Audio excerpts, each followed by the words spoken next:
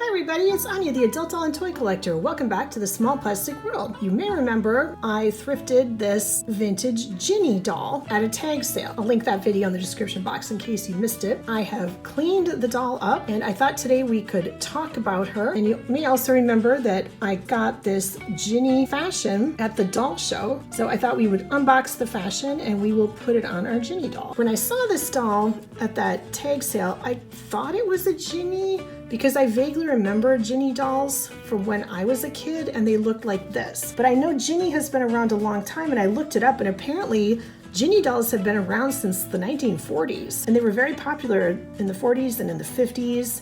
They had a different face. And then at some point, the Vogue doll company did change the face because this is what I remember seeing Ginny dolls. I don't think I ever had a Ginny when I was a kid. But when I came across this little doll at the tag sale, I figured I would just pick her up. She is marked on the back of the head, Ginny, registered trademark of Vogue dolls, copyright 1977. And it's hard to read, but on her back, she's marked copyright 1978, Vogue Dolls Inc., Moonachie, New Jersey, made in Hong Kong. This little doll actually has sleep eyes, a kind of a blue-gray color, and it was very difficult for me to clean her face with the sleep eyes because I was really afraid I would get water in them, and I'm pretty sure that water can really mess up this type of eye. I really did not want that to happen, so I was very, very careful, maybe too careful. She has painted eyebrows, and then she's got a painted mouth, and her eyes close when you tilt her down as if she is sleeping. The doll has blonde hair, and here's where I need your help. The doll's hair is cut into bangs or a fringe in the front. I do not know what to do with the hair because it's very coarse texture and it's kind of frizzy, and I didn't know what might happen if I boil washed it.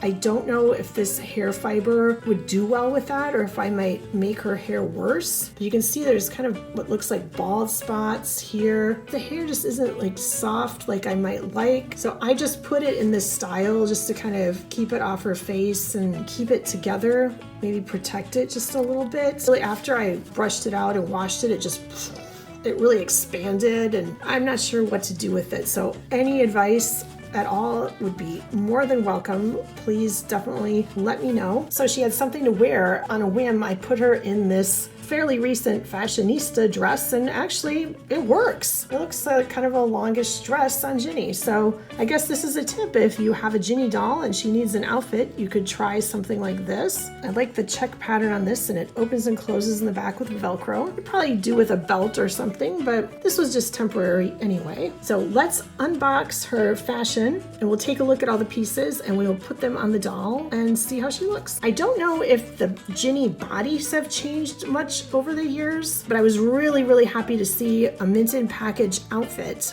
because she definitely needs shoes, and I did try on other doll shoes that I have and I could not find a pair that fit the Ginny doll. And the date on this outfit here makes me think that this will work perfectly for her since she also has the 1978 date. It's a nice simple package, but it's very cute. It says the World of Ginny Fashions. It's almost like a little cheerleader outfit. And then Vogue dolls made with love. And this particular one is assortment 30-1722 if you're looking for it.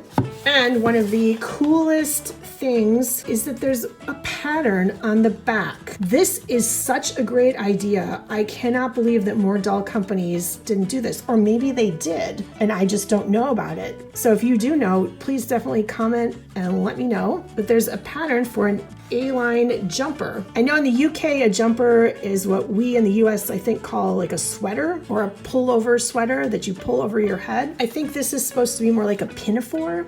Is that what you would call this? Definitely comment and let me know, but there's a pattern piece for the front of this dress, for the back, and then a sleeve, and some directions to cut out the pattern and find the fabric and etc. I am absolutely going to cut this out, and I know exactly which fabric that I want to try to make something out of too from my stash. That will definitely be in an upcoming video. Oh, look, it came right off the card very easily. The outfit pieces are sewn onto the card. Oh, this is so cute. We have a little dress with a white top with the letter G for Ginny and then an attached red pleated skirt. Very cute, and it opens and closes with two snaps. Look.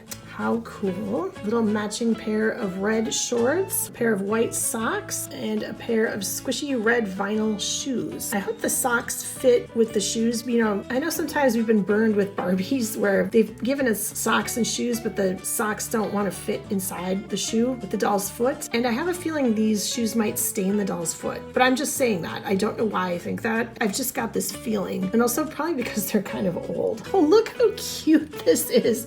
This is adorable. Before I wrestle with the socks and shoes, let's take a look at the doll's articulation. She can move her head back and forth. Her arms are hard plastic. Her arms go back and forth at the shoulder, but they don't bend at the elbow. They don't come out to the side. She doesn't have any kind of joint in her waist. She can bend at the hip to sit, and her legs are vinyl, and they have a nice bend and snap to them. And she has little flat feet. Okay, you know how I said I had a feeling the shoes were going to stain the doll? Yeah, they stained my hand trying to get them on the doll.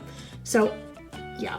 And just from being on her feet for, you all, literally less than 1 minute, they've already left a stain, not only on my hands, but on the doll's feet. So poor Ginny does not get a pair of shoes after all, and I'm just gonna put these in a plastic bag and forget about them, which is too bad because they are really cute. They probably are just so old and they're leaching, and if there's anything I can do about that, please let me know. Maybe could I paint them with a coat of Mod Podge or something, or would that just make it worse? Or not do anything? Anyway, if you know anything about this, please comment and let me know. Luckily, rubbing alcohol took that right off and it washed off my hand, so no harm done, but unfortunately, poor Ginny will not be getting any shoes anytime soon. Oh well, we tried. But Ginny does look very, very cute in her dress and the little shorts. The dress is kind of short, but I mean, is that supposed to look like a cheerleader outfit, do you think? With the shorts? It kind of has to, right? It looks shorter in the front too. Is it supposed to be like that? If you know, comment and let me know. Thank you so much for joining me to take a look at my thrifted Ginny doll and her new outfit. Let me know in the comments, do you collect Ginny? Do you have any Ginnies? Do you have this outfit? Do you have any suggestions for shoes or dealing with these problem shoes that I'm kind of afraid to touch now? Definitely comment and let me know. If you like this video, give it a like, subscribe to my channel if you haven't already, and if you have, thank you very much. Thank you so much for watching, and I will see you next time. Bye.